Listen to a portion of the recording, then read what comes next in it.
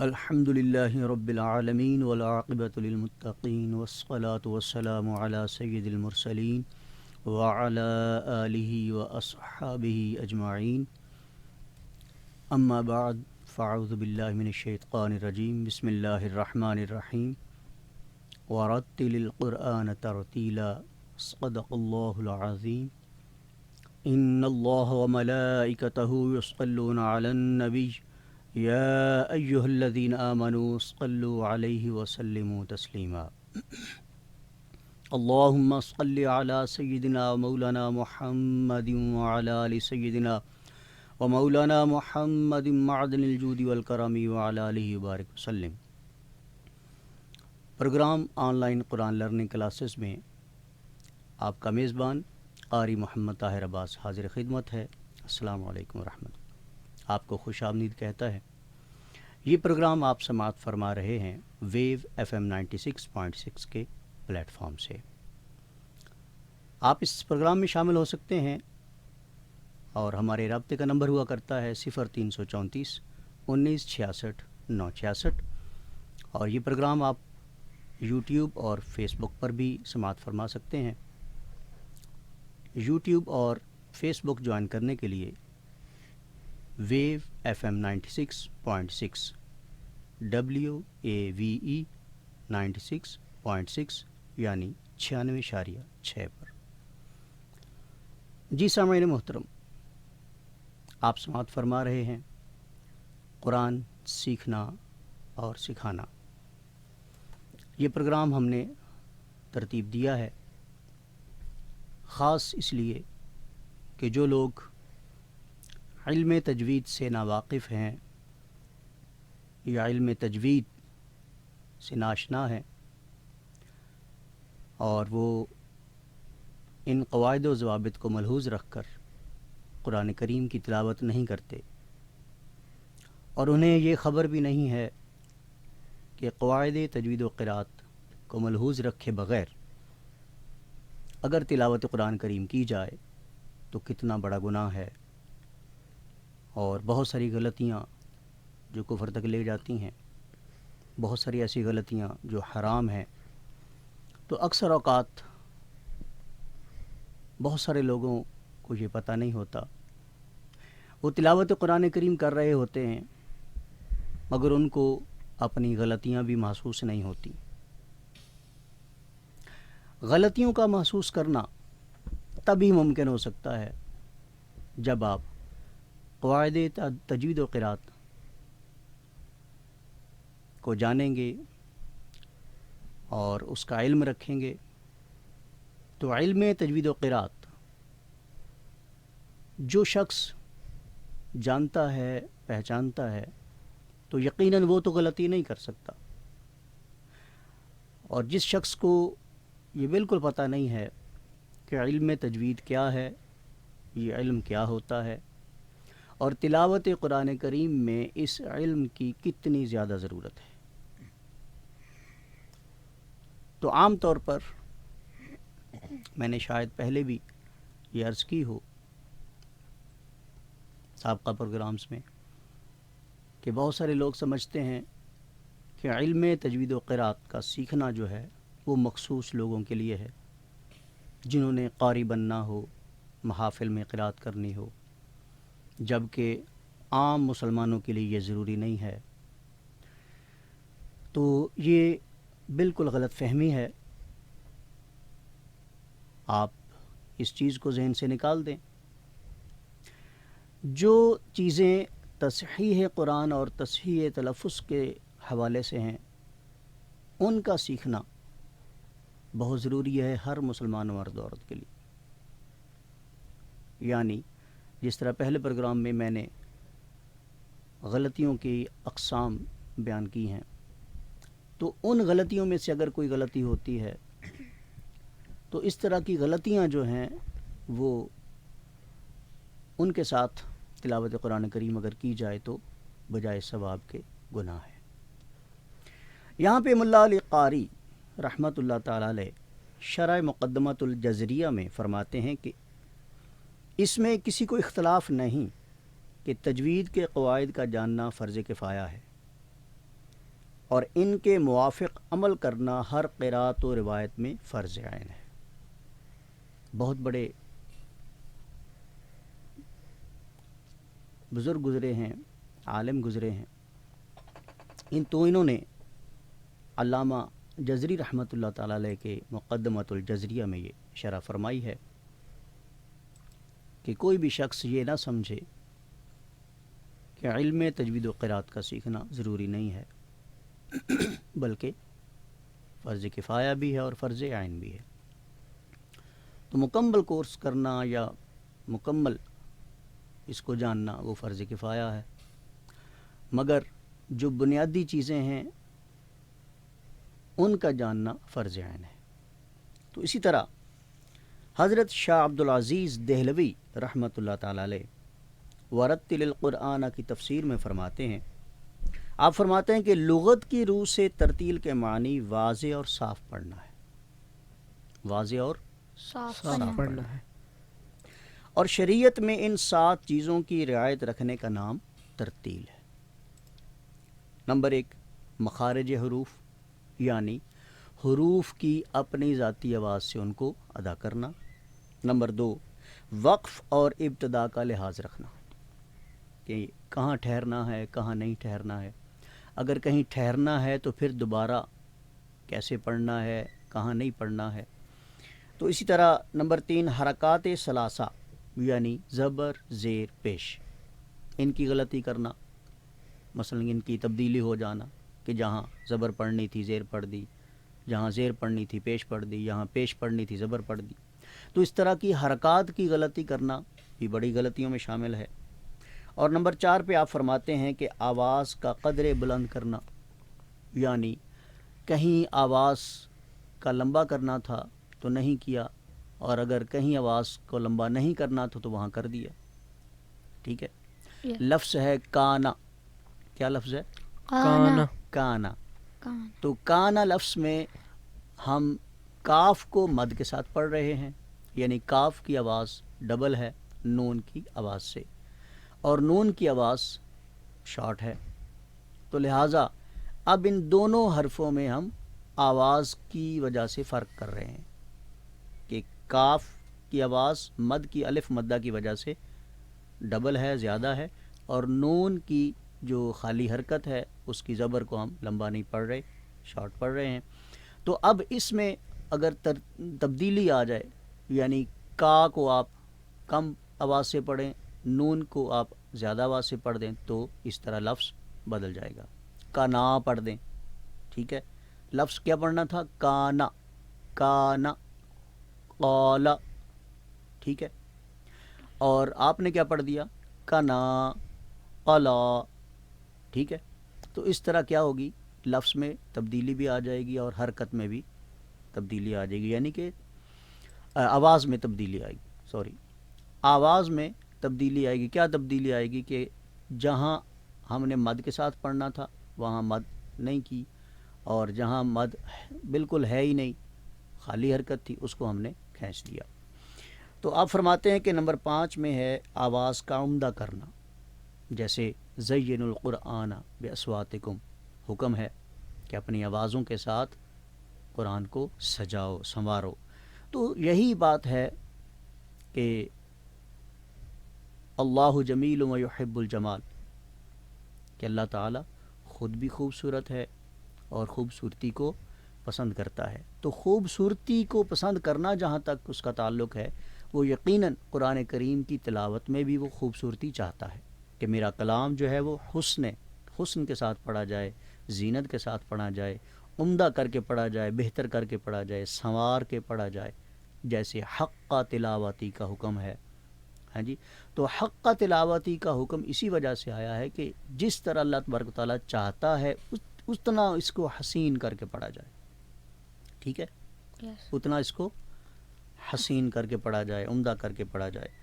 تو نمبر 6 پہ آپ فرماتے ہیں کہ تشدید اور مد کا خیال رکھنا، ٹھیک ہے، اور پھر فرمایا کہ عذاب کی آیات پہ دعا کرنا اور استغفار اور ترغیب و ثواب کی آیات میں جنت کا سوال کرنا۔ تو یہ 7 چیزیں علامہ حضرت شاہ عبدالعزیز دہلوی رحمۃ اللہ تعالیٰ علیہ نے ورتل القرآن کی تفسیر میں بیان فرمائی ہیں۔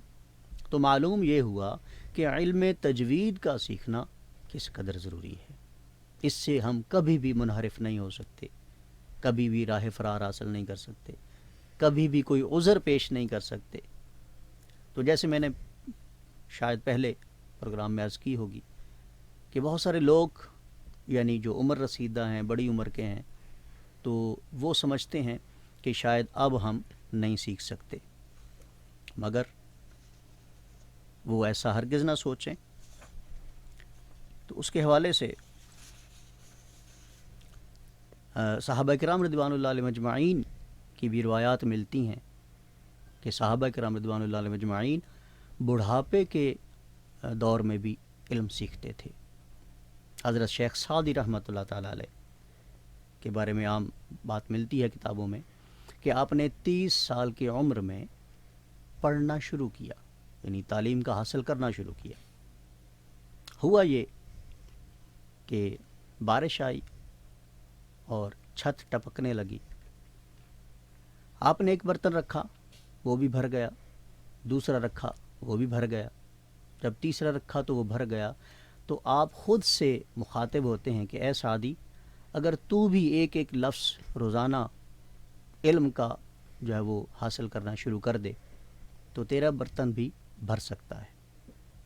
تو پتہ چلا، اور پھر شیخ سعدی وہ ہستی ہیں کہ جن کے کتب کو ہم یعنی فارسی کتب کو ہم درس نظامی کی نصاب میں پڑھتے ہیں۔ تو آپ یہ جان چکے ہیں اور یہ واضح ہو چکا ہے کہ علم کا حاصل کرنا اس کے لیے کوئی عمر قید نہیں ہے، سیکھنے کی کوئی عمر قید نہیں ہے۔ تو جہاں تک بات ہے علم تجوید کے سیکھنے کی کہ اب حروف کی ادائیگی ممکن نہیں ہوگی، حروف کی مشق نہیں ہوگی، یعنی ان کی مخارج کا نکالنا ممکن نہیں ہوگا، ٹھیک ہے، تو کوشش جو ہے وہ بندہ خلوص کے ساتھ کرے تو رنگ لے آتی ہے۔ تو آپ بھی اگر یہ چند حروف ایسے ہیں کہ جن پر زیادہ مشق کی ضرورت ہے، یعنی 29 حروف میں چند ایک حروف ایسے ہیں کہ جن پر یعنی ان کے ذاتی مخرج سے ادا کرنے کے لیے زیادہ مشق کی ضرورت ہے، زیادہ محنت کی ضرورت ہے، لیکن بقیہ جو حروف ہیں ان پر زیادہ مشق کی ضرورت نہیں ہے، وہ عام طور پر بھی جس طرح ہم پڑھتے ہیں وہ پڑھے جا سکتے ہیں، ٹھیک ہے۔ تو وہ چند حروف جیسے عین ہے، حا ہے، غین، خا، ضاد اور قا، ثا، ذال، اسی طرح صاد، قاف، تو یہ چند حروف ایسے ہیں کہ جن پر زیادہ مشق کی ضرورت ہے۔ تو سامعین محترم، یہ program online Quran learning class آپ سماعت فرما رہے ہیں ویو FM 96.6 کے پلیٹ فارم سے۔ تو سامعین، جہاں ہم دوسرے علوم کے سیکھنے میں اتنی تگ و دو کرتے ہیں، محنت کرتے ہیں، بہت کٹھن راستوں سے گزرتے ہیں، تو ان کو حاصل کر کے چھوڑتے ہیں،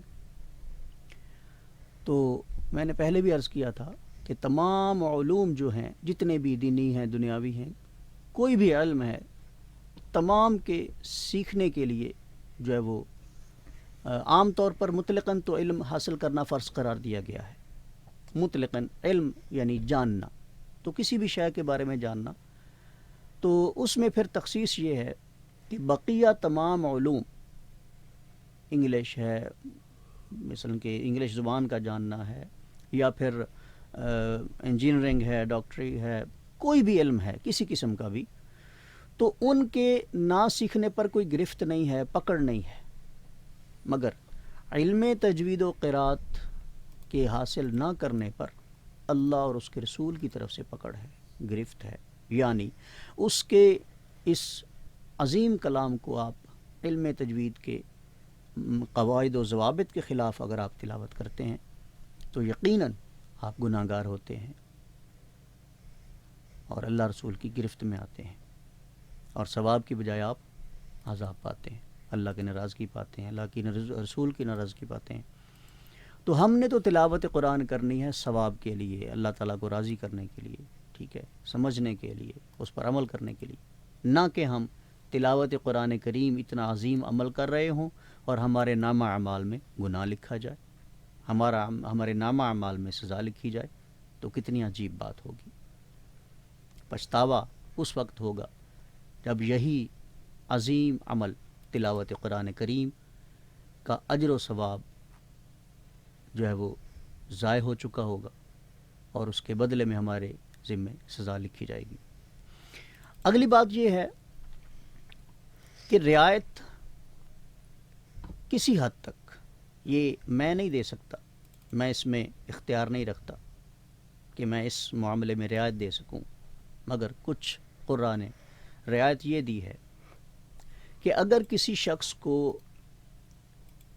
علم تجوید و قرات سکھانے والا نہیں ملتا، اس تک اس کی رسائی نہیں ہے، یعنی وہ سیکھنے میں اس کو مشکل پیش آ رہی ہے، مشکل سے مراد کہ سیکھنے والا نہیں مل رہا، سکھانے والا نہیں مل رہا، کوئی معلم نہیں مل رہا، کوئی قاری صاحب نہیں مل رہے، تو پھر تو اس کے لیے یہ گنجائش ہے کہ وہ کسی طرح بھی پڑھ سکتا ہے، جائز ہے اس کے لیے۔ مگر ذرا غور طلب بات یہ ہے کہ اس وقت دور حاضر میں سیکھنے سکھانے کے جو سلاسل ہیں، اسباب ہیں، وسیع تر ہیں۔ آپ کے اپنے محلے کی مسجد کے قاری صاحب سے لے کر انٹرنیٹ تک، یوٹیوب ہے، فیس بک ہے، یعنی وسائل و اسباب جو سیکھنے سکھانے کے ہیں، جیسے اب یہ پلیٹ فارم جس سے آپ سماعت فرما رہے ہیں، ویو FM 96.6 کا جو پلیٹ فارم ہے، یہ بھی اسی اسباب میں شامل ہے۔ تو انہوں نے بھی، اس ادارے نے بھی یہی سوچا اور یہ سوچ کر یہ پروگرام ترتیب دیا ہے کہ جن لوگوں کی کسی قاری تک یا کسی سکھانے والے تک رسائی نہیں ہے تو وہ اس پلیٹ فارم سے سیکھ سکے، اپنے الفاظ کی درستگی کر سکے، علم تجوید حاصل کر سکے اور مین پوائنٹ پر اللہ کی ناراضگی سے بچ سکے۔ تو ماشاءاللہ اللہ تعالیٰ کے فضل و کرم سے ان کو اللہ تعالیٰ نے توفیق دی کہ انہوں نے اس طرف توجہ دی کہ ملت اسلامیہ کو یہ سہولت بھی دی جائے، جہاں بقیہ سہولتیں وہ فراہم کر رہا ہے یہ ادارہ، تو ماشاءاللہ اس ادارہ نے اس خصوصی طور پر اس چیز کا انتظام کیا ہے، ترتیب دی ہے یہ پروگرام، تو تاکہ لوگ اس سے بھی استفادہ کریں کہ اپنے قرآن کو صحیح کر لیں، تلفظ کو صحیح کر لیں، بہتر کر لیں۔ تو اب سامعین محترم، آپ خود فیصلہ فرمائیے کہ جہاں تک رسائی کی بات تھی وہ سب کچھ ختم ہو گیا، یعنی وہ عذر ختم ہو گیا کہ رسائی حاصل نہیں۔ ہاں جی، اب کہیں جانے کی ضرورت بھی نہیں ہے، آپ کے ہاتھ میں ہے، یعنی موبائل ہے آپ کے ہاتھ میں، تو اس موبائل میں ہر سبب موجود ہے، تمام وسائل سیکھنے کے موجود ہیں، ہر قسم کی تدریس موجود ہے، ہر قسم کے سکھانے والے مل رہے ہیں، طرح طرح کے قراء حضرات کو آپ سن سکتے ہیں، ان سے سیکھ سکتے ہیں۔ ہاں جی، آپ کے ہاتھ میں ہے، یعنی کہ وہ آپ کی دسترس میں یہ سب کچھ موجود ہے۔ اب وہ رعایت، وہ عذر ختم ہو گیا۔ اب کوئی بھی شخص، چاہے وہ عمر رسیدہ ہے، چاہے کوئی جوان ہے، چاہے کوئی بچہ ہے، اب کوئی بھی شخص یہ عذر پیش نہیں کر سکتا کہ مجھے تو سکھانے والے تک رسائی حاصل نہیں ہے، یا میں مجبور ہوں، ہاں جی، میں سیکھ نہیں سکتا، میرے پاس کوئی وسائل و اسباب نہیں ہے۔ تو میرا خیال ہے یہ ایک سستی اور کاہلی کا مظاہرہ ہے اور کچھ نہیں ہے۔ تو سامعین محترم، اس معاملے میں سستی اور کاہلی کا مظاہرہ کرنا یہ ایک گناہ ہے، عظیم گناہ ہے۔ اب دیکھیے، مسلمان ہونے کے ناطے خصوصاً اس رمضان المبارک کے مہینے میں تلاوت قرآن کریم بہت زیادہ کی جاتی ہے، عام دنوں کے سے ہٹ کر۔ ہر شخص کوشش کرتا ہے، خصوصاً ہماری خواتین، ہماری مائیں بہنیں کوشش کرتی ہیں کہ زیادہ سے زیادہ قرآن کریم پڑھا جائے اور اپنے مرحومین کے لیے دعائے مغفرت کی جائے۔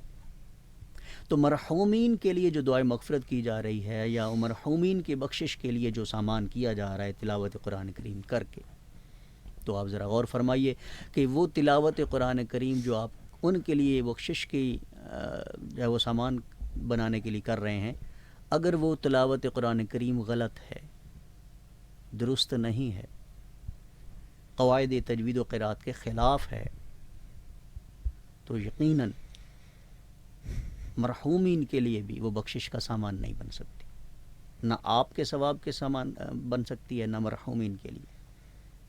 تو آپ ڈبل غلط فہمی کا شکار ہیں. غور کیجئے، بالکل اس چیز کو اگنور نہ کیجئے، نظر انداز نہ کیجئے.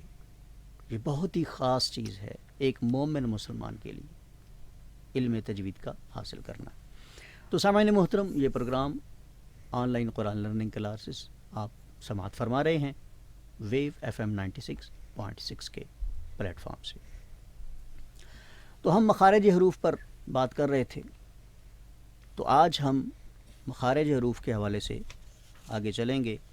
حروف حلقی جو وہ ہمارے مکمل ہوئے، اور حرف قاف کو بھی ہم نے پڑھ لیا ہے، اس کی مشق بھی کر لی ہے، اور کاف جو چھوٹا کاف ہے اس کی مشق بھی کر چکے ہیں. بچوں آپ نے کی تھی گھر جا کے؟ Yes. ماشاء اللہ. تو یقیناً سامعین آپ نے بھی مشق کی ہوگی. تو دو حروف کو ہم دہرائیں گے مشق کے طور پر، تاکہ معلوم ہو کہ بچوں نے بھی اور آپ نے بھی ان دونوں حروف کی پریکٹس کی ہے. اب دونوں حروف میں جو حرف قاف ہے، بڑا قاف نقطوں والا، اس کی پریکٹس زیادہ مطلوب تھی، اس کی ضرورت تھی، اور چھوٹے کاف کی زیادہ پریکٹس کی ضرورت نہیں تھی، بس اس کا مخرج یاد رکھنا ہے. ٹھیک ہے، میں پہلے بھی کہہ چکا ہوں کہ بعض حروف ایسے ہیں کہ جو ان پر زیادہ مشق کی ضرورت تو نہیں، مگر ان کا مخرج یعنی ان کے آواز کے نکلنے کی جگہ کو آپ نے ذہن میں لازمی رکھنا ہے، تاکہ آپ کو پتہ ہو کہ وہ حرف جو آپ پڑھ رہے ہیں، جو آپ کے منہ سے نکل رہا ہے، اس کی آواز منہ کے حلق سے، ہونٹوں کے، دانتوں کے، داڑھوں کے کس حصے سے نکل رہی ہے. ٹھیک ہے، تو حرف قاف کے حوالے سے مخرج کا کیا تھا؟ زبان کی جڑ اور اس کے بالمقابل نرم تالو، جس کو لحات بھی کہتے ہیں، قوا بھی کہتے ہیں. تو وہ قوے کا جو زبان کی جڑ سے ملنا تھا، تو حرف قاف کی آواز پیدا ہونی تھی. ٹھیک ہے، تو حرف قاف کو دوبارہ سے ادا کیجئے مشق کے طور پر، پہلے ساکن کر کے جزم کے ساتھ. آق، سامعین آپ بھی اس کے ساتھ مشق کیجئے تاکہ یہ بہتری آ سکے. آق، آق، ایق، اق، اوق، اوق، آق، آق، ایق، اق، اوق. اوق، آپ زبر زیر پیش کے ساتھ قا، قی، قو، قا، قی، قو، قا، قی، قو. قا، قی، قو. ٹھیک ہے، اب تھوڑا سا ہم مشق کے طور پر یعنی کہ دہرائیں گے حروف حلقی کو، تاکہ پتہ چلے کہ وہ بھی بہتر ہوئے کہ نہیں. حروف حلقے میں کتنے حروف تھے؟ 6. اور حروف حلق کے کتنے حصے تھے؟ 3. نمبر 1 اقصی حلق، اقصی حلق، نمبر 2 وسط حلق، وسط حلق، ادنا ادنا حلق. ماشاء اللہ. تو اقصی حلق میں کتنے حروف تھے؟ 2. کون کون سے؟ حمزہ اور ہا، زور سے. حمزہ اور ہا، ہا، ہا، چھوٹی ہا. ٹھیک ہے، اب وسط حلق میں 2. کون کون سے؟ عین اور ہا. ماشاء اللہ. تو ادنا حلق میں 2. غین اور خا. غین اور خا. ٹھیک ہے، تو یہ 6 حروف حلقی تھے. تو اب ایک ایک لفظ کو ہم بطور تمثیلاً یعنی کہ مثال کے طور پر ہم ایک ایک لفظ بولیں گے جن میں یہ حروف ادا ہوں گے ایز اے مشق کے طور پر. تو عام طور پر لفظ پڑھا جاتا ہے سبحان اللہ. کیا پڑھا جاتا ہے؟ سبحان اللہ، زور سے. سبحان اللہ. سبحان اللہ. یہاں پہ سامعین 2 چیزوں کا آپ نے دھیان کرنا ہے. جلدی میں بہت سارے لوگ کیا پڑھ جاتے ہیں؟ سبحان اللہ. کیا پڑھ جاتے ہیں؟ سبحان اللہ. نہیں، یعنی کہ ہا کو بالکل حذف کر دیتے ہیں. سبحان اللہ یعنی کہ حافل میں بیٹھے ہوں یا ویسے منہ سے جب ادا کرتے ہیں، تو عام طور پر جو میرے مشاہدے میں بات آئی ہے وہ یہی کہ سبحان اللہ یعنی ہا کو بالکل استعمال ہی نہیں کرتے، پڑھتے ہی نہیں ہیں. تو یہ سراسر لفظ کی ادائیگی درست نہیں ہے، یہ غلط ہو جائے گا، لفظ ہی غلط ہو جائے گا. تو لفظ اصل میں کیا ہے؟ سبحان اللہ. لفظ کیا اصل میں کیا ہے؟ سبحان اللہ سبحان اللہ. سبحان اللہ. ٹھیک ہے. اب لفظ اللہ جو ہے اس پر بھی اکثر غور نہیں کیا جاتا، عام روٹین میں جیسے منہ میں آئے پڑھ دیا جاتا ہے، مگر اس پر انشاءاللہ العزیز آگے بھی بات ہوگی، مگر تھوڑا سا یہاں پہ اشارہ دیتا چلوں کہ جیسے آپ پڑھتے ہیں بسم اللہ، اب بسم اللہ الرحمن الرحیم پڑھتے وقت یعنی اعوذ باللہ بسم اللہ، اب یہاں پہ لفظ اللہ کو لام کو جو ہے وہ پر نہیں پڑھیں گے، باریکی پڑھیں گے. بس تھوڑی سی ایک بات ذہن میں رکھ لیں تو بہتر ہوگا کہ لفظ اللہ کہیں بھی پڑھتے وقت بس دو چیزوں کا خیال رکھنا. آپ نے زیادہ مشکل میں نہیں میں ڈالنا چاہتا، بس آسان سی بات دو ذہن میں رکھ لیں کہ لفظ اللہ، کیونکہ یہ لفظ اللہ جو ہے اللہ تعالیٰ کا ذاتی نام ہے، نامی اسم گرامی ہے، تو اس لیے اس کو پکارنا جو ہے کسی بھی شکل میں حسن صورت کے ساتھ پکارنا ہے. کیسے؟ کیوں کہ اللہ جمیل و یحب الجمال. ظاہری بات ہے اللہ کا جو ذکر ہے وہ ہم احسن صورت میں جب کریں گے نا تو پھر اس کو بھائے گا، اس کو اچھا لگے گا اور اس کو پسند آئے گا، تو وہ ہم سے راضی ہو جائے گا. تو اگر ہم اس کا ذاتی نامی اسم گرامی ایسے ادھورے انداز میں لیں گے، یعنی کہ عام انداز میں لیں گے، اس کے رموز و اوقاف کو ملحوظ رکھے بغیر لیں گے، تو پھر ظاہری بات ہے کہ اس وحدہ لا شریک کو آپ کا ذکر کرنا ہرگز پسند نہیں ہوگا. پسند تبھی ہوگا جب حق کا تلاوتی، اس کے حکم کے مطابق، جب اس کا ذاتی نام آپ پکاریں گے اس انداز کے ساتھ جیسے اس کے حق ہے ادا کرنے کا. تو دو چیزیں کیا ہیں ذہن میں رکھنے کی کہ لفظ اللہ یعنی آیت میں پڑھیں تب، کسی لفظ میں پڑھیں تب، یا خالی آپ اس اسم مبارک کو خالی یعنی کہ کسی اور لفظ کے بغیر صرف یہ اسم مبارکہ اگر آپ پکاریں تو اس کو، اس کے لفظ لام کو جو ہے پر کر کے پڑھنا. آپ نے کیسے پڑھنا ہے؟ پر کر کے. اللہ اللہ. حمزہ کی آواز کو کہاں سے ادا کرنا ہے؟ اقصی حلق سے. ٹھیک ہے، حمزہ کی آواز جو ہے وہ الگ ہو. تو قراء کرام نے اور مجودین کرام نے بھی یہی تاکید فرمائی ہے کہ پڑھتے ہوئے، تلاوت کرتے ہوئے آپ کا ایک ایک حرف جو ہے وہ الگ الگ آواز میں ادا ہو، تبھی حق ادا ہوتا ہے. اگر مخلوط آواز ہو جائے حرفوں کی، حرف مخلوط ہو جاتے ہیں یعنی کہ آپس میں مکسنگ ہو جاتی ہے، مل جاتے ہیں، پتہ نہیں چلتا کہ آپ نے کون سا حرف پڑھا ہے، کون سا نہیں پڑھا ہے، کیسے پڑھا ہے، تو یہاں پہ آپ نے حمزہ کو بھی آپ نے واضح کرنا ہے. اللہ اللہ. زیادہ منہ کو آپ بند نہ کریں، تھوڑا سا منہ کھولیں، یعنی کہ لام کو پر کرتے ہوئے آپ نے ہونٹوں کو فل گول نہیں کرنا. اللہ اللہ اللہ اللہ. ٹھیک ہے. تو یہاں پہ آپ نے دیکھا کہ لام کا جو حرف ہے اس کو آپ نے پر پڑھنا ہے. یہ مشدد بھی ہے اور اس کے پیچھے زبر آ رہی، یعنی کہ سمجھنے کی بات کیا ہے، ذہن نشین کیا بات رکھنی ہے کہ لفظ اللہ کے شروع میں الف آئے، یعنی جب آپ صرف خالی اللہ بولیں تو ڈیفینیٹلی اس کے حمزہ کے اوپر زبر ہے. کیا ہے؟ زبر ہے. ٹھیک ہے. تو زبر یعنی لفظ اللہ کے لام کے شروع میں جو اس کے ساتھ آپ جو حرف ملا رہے ہیں، یعنی کہ لفظ اللہ کے ساتھ جس حرف کو ملا کر پڑھ رہے ہیں، وہ خالی اسم مبارک میں تو حمزہ ہے، حمزہ کو ملا کر پڑھ رہے ہیں تو اس کے اوپر زبر آتی ہے. تو جب زبر آتی ہے تو پھر حرف اللہ، لفظ اللہ کے لام کو آپ پر کر کے پڑھیں گے. ٹھیک ہے.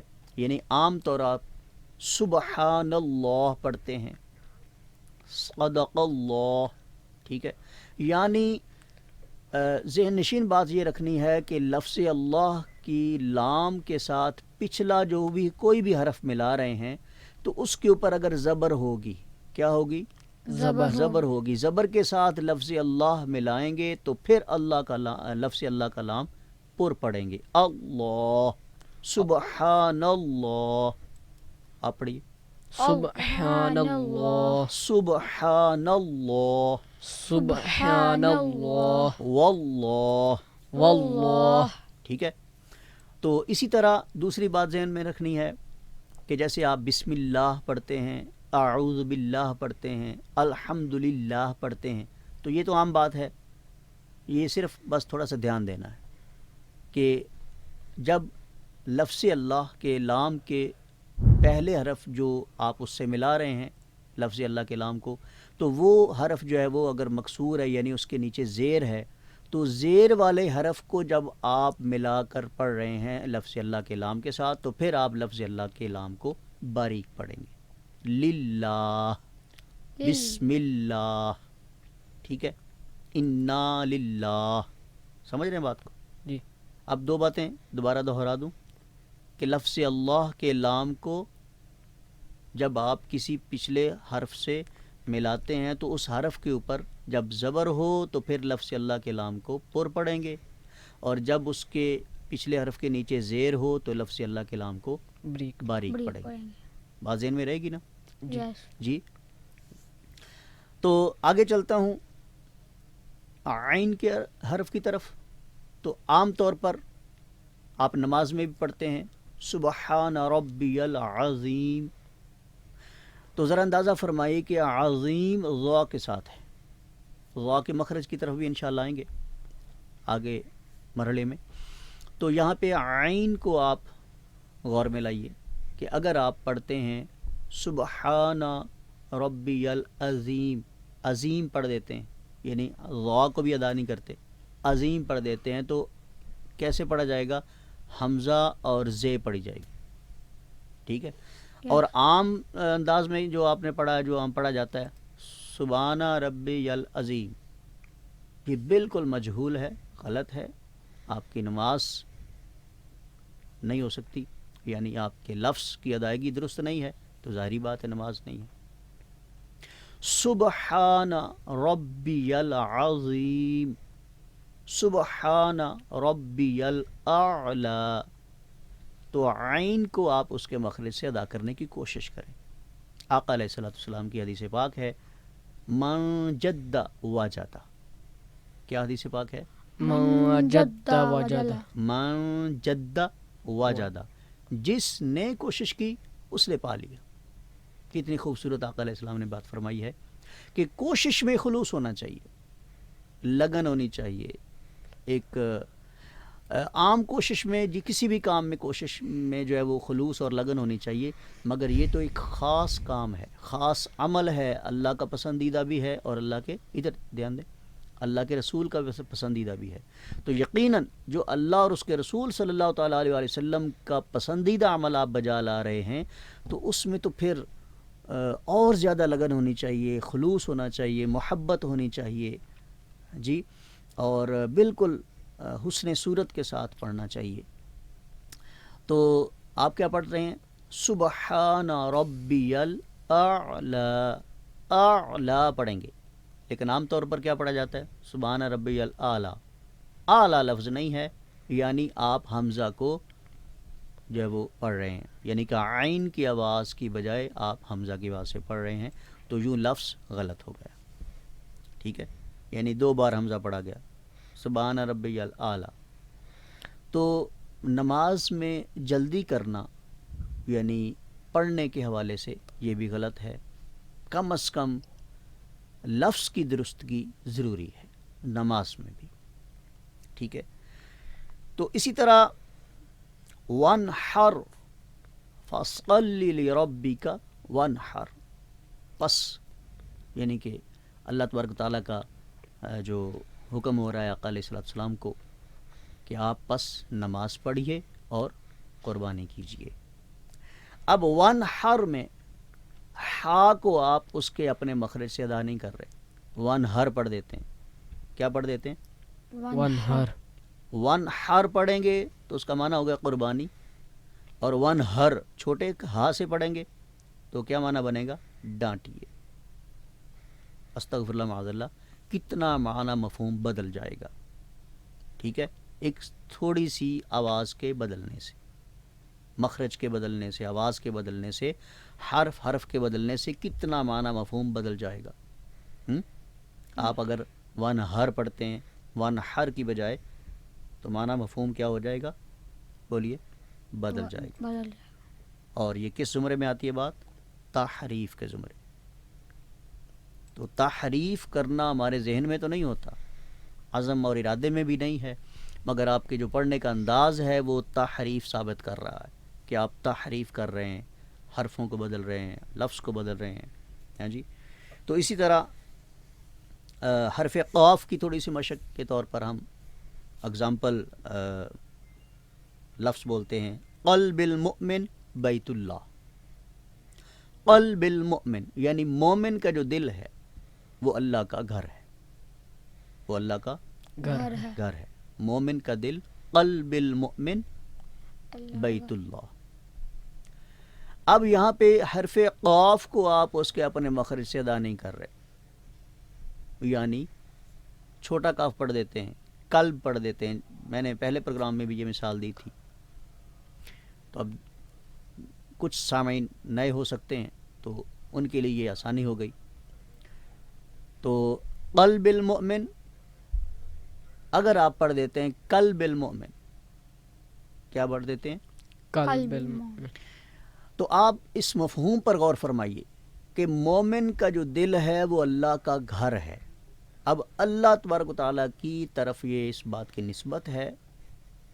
تو ذرا غور فرمائیے کہ اگر آپ قاف کے مخرج سے قاف حرف کو ادا نہیں کرتے، آواز بدل دیتے ہیں، اور آواز کس کی ادا کرتے ہیں؟ چھوٹے کاف کی. ٹھیک ہے، تو بڑے قاف سے جب چھوٹا کاف پڑھا جائے گا تو وہ بن جائے گا قلب. کیا بن جائے گا؟ قلب. قلب. اور قلب عربی میں کتے کو کہتے ہیں. کس کو کہتے ہیں؟ کتے کو. کتے. یعنی کہ حرف کاف کے ساتھ قلب جو لفظ ہے وہ اس کا معنی کتا ہے عربی میں، قلب کتے کو کہتے ہیں. تو استغفر اللہ معاذ اللہ، معنی مفہوم کتنا دور تک چلا گیا کہ جہاں ہم نے کہنا تھا کہ مومن کا دل بیت اللہ یعنی اللہ کا گھر ہے، اور وہاں پہ جب آپ نے قاف کے حرف کو بدل دیا تو پھر مومن کا دل نہیں ہوگا بلکہ مومن کا، بولیے، میں یہ لفظ نامناسب سمجھتا ہوں دہرانا، مگر آپ سمجھ جائیے کہ بہت سارا مفہوم بدل کر ہمیں بہت دور لے گیا، کفر تک لے گیا. تو ان تمام کفریہ غلطیوں سے بچانے کے لیے یہ پلیٹ فارم ترتیب دیا گیا ہے ویو FM 96.6 نے کی طرف سے. تو سامعین، آپ اس سے بھرپور استفادہ کیجئے اور اپنے تلفظ کی ادائیگی کی درستگی کیجئے. انشاءاللہ العزیز اس سے نہ صرف ثواب تو ملنا ہی ہے، مگر اس علم کا جو فائدہ یہی ہوگا کہ آپ کی تلاوت جو ہے وہ بیکار نہیں جائے گی، گناہ میں نہیں جائے گی، بلکہ ثواب میں جائے گی، اجر کا مستحق بنیں گے آپ. کب؟ جب علم تجوید کے مطابق آپ تلاوت قرآن کریم کریں گے. Program online Quran learning classes آپ سماعت فرما رہے ہیں 96.6 کے پلیٹ فارم سے، اور روزانہ کی بنیاد پر یہ پروگرام آپ سماعت کرتے ہیں 4 سے 5 دن میں ویو FM 96.6 کے پلیٹ فارم سے. حاضرین کرام قدر، اگلا مخرج جو ہمارا ہے وہ ہے 3 حرفوں پر، یعنی وسط لسان. کیا ہے؟ وسط لسان. وسط لسان. وسط کہتے ہیں درمیان، سینٹر. جیسے میں نے حروف حلقی میں بتایا تھا، یعنی وسط حلق، درمیان حلق. اسی طرح زبان کا بھی ہم اب ذکر کریں گے. اب ہم زبان کی طرف آئے ہیں، تو زبان کا جو وسط ہے یعنی زبان کا جو درمیانی حصہ ہے اوپر والا، کون سا؟ اوپر والا. زبان کا اوپر والا. درمیانی حصہ کون سا؟ اوپر والا. بولیے، اوپر والا. اب اس کے مد مقابل ہے تالو. کیا ہے؟ تالو. تالو. اب ان تین حروف کو ہم حروف شجریہ بھی کہتے ہیں، یعنی تجوید کی زبان میں، علم تجوید کی زبان میں حروف شجریہ کہلاتے ہیں۔ کون سے حروف؟ جیم، شین، یا۔ کون سے؟ جیم زور سے۔ جیم شین یا۔ الگ الگ حروف کو بھی جب آپ نے بولنا ہے تو پھر اسی ادائیگی کے ساتھ، یعنی تیزی کے ساتھ نہیں، جیم شین ایسے نہیں، بلکہ پوری ادائیگی کے ساتھ اس میں جو آواز ہے، مد ہے، اس کا بھی خیال رکھنا ہے، یعنی کہ حروف تہجی میں جب آپ الگ الگ حرف بولیں۔ جیم، جیم شین، شین یا۔ یا۔ یہاں پہ ایک اور غور طلب بات کہ اکثر اوقات ایسے الفاظ جب مد کے ساتھ پڑھے جاتے ہیں تو ان کو ناک میں پڑھ دیا جاتا ہے، یعنی اس میں تھوڑا سا غنہ شامل ہو جاتا ہے، مگر غنہ شامل آپ نہیں کریں گے، صفت غنہ جو ہے وہ یہاں بالکل نہیں بنتی۔ آپ کی آواز جو ہے وہ صرف منہ سے نکلنی چاہیے، ناک سے نہ نکلے، یعنی جیم، شین ایسے نہ پڑھا جائے، بلکہ جب آپ یہ حرف ادا کر رہے ہوں تو آپ ناک کو بند بھی کریں تو آپ کی آواز سٹاپ نہ ہو، بند نہ ہو، رکے نہیں، ٹھیک ہے؟ دہرائیں اس کا، ناک کو پکڑ کر آپ یہ دو حروف ادا کریں، یعنی کہ آپ کی آواز جو ہے وہ ناک سے نہیں بلکہ منہ سے نکلنی چاہیے۔ یہ دیکھیں، جی، ٹھیک ہے؟ اگر آپ ناک سے پڑھیں گے تو پھر دیکھیں جی، یہ رک رہی آواز، آواز رکنی نہیں چاہیے، رکے گی تب ناک کو پکڑتے ہوئے جب آپ کی آواز ناک سے نکل رہی، تو جب آپ کی آواز ناک سے ہی نہیں نکلے گی اور صرف منہ سے نکلے گی تو پھر آواز رکنے کا کوئی جواز نہیں بنتا۔ اب دیکھیے دوبارہ میں ان حرفوں کو ادا کرتا ہوں تو آپ نے محسوس کرنا ہے کہ آواز پوری کی پوری منہ سے نکل رہی ہے، ناک سے نہیں نکل رہی، ٹھیک ہے؟ جیم، شین۔ تو عام طور پر تعوذ اور تسمیہ کے وقت یہ دیکھا گیا ہے۔ جی سامعین محترم، حرف جیم، شین اور یا کی بات ہو رہی تھی۔ یا حرف کو اپنے اس وسط زبان اور وسط تالو، یعنی کہ درمیان زبان اور درمیان تالو سے آپ تب ادا کریں گے جب یہ متحرک ہوگی، حرف یا، یعنی اس کے اوپر زبر ہوگی یا زیر ہوگی یا پیش ہوگی، یعنی حرف یا کو جب آپ زبر، زیر اور پیش کے ساتھ پڑھیں گے، جیسے یا عبودو، ایاکا، ٹھیک ہے،